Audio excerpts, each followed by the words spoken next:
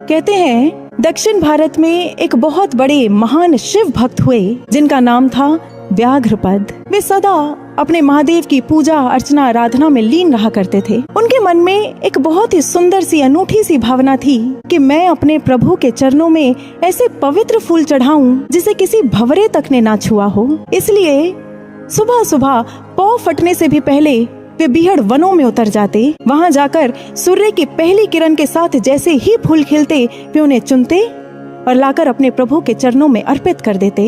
यूं ही करते करते समय बीतता चला गया और फिर एक दिन आया जब महादेव उनकी इसी भावना से प्रसन्न हो गए। सजनों, दक्षिण भारत के ग्रंथ बताते हैं कि उस दिन महादेव चित्त सभा में प्रकट हुए। प्रभु ने आनंद से भरकर आनंद तांडव किया और अपने भक्त व्याघ्रपद को भी उसी शाश्वत आनंद में लीन कर दिया, सराबोर कर दिया। साधकों, यूं तो ये दक्षिण भारत का एक बहुत ही छोटा सा दृष्टांत है, किंतु यदि समझें तो ये सुमिरन के बेनिफिट्स का एक अलग ही एक नया चैप्टर हमारे लिए खोल रहा है। यहाँ पवित्र भंवरे से भी अनछुए फूल ये किसे सिंबलाइज करते हैं? ये प्रतीक है हमारी हर उस पवित्र श्वास के जो संसार और संसारिकता रूपी भंवरे से अनछुई है। अनन्यास चिंतयन्तो, जिसमें किसी अन्य का, अन्य व्यक्ति, अन्य वस्तु या अन्य किसी भी भावना का लेश मात्र भी चिंतन स्मरण ना हुआ हो। ऐसी पवित्र श्वास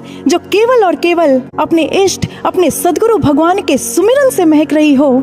साधकों, जब ऐसी श्वासों को हम अपने भगवान के चरणों में अर्पित करते हैं ना, तब होता है आनंद तांडव। कहाँ? चित्त सभा में। माने एक साधक के चित्त में, उसके हृदय में आनंद का सोता फूट पड़ता है। उसका अंतःकरण आनंद से लबालब भर उठता है।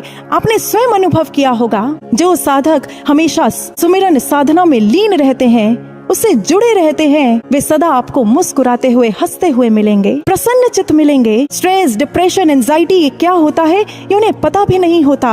यकीन मानिए, ऐसे साधकों को कभी भी ऐसी किसी भी पिल्स को लेने की जरूरत नहीं पड़ती है। इसलिए साधकों, एक बार आप सुमिरन से जुड़कर देखिए। आप देखना, सुमिरन सदा आपको भीतर से आनंद की फुहारों में भिगोता रहेगा। ये सुमिरन का लाभ है,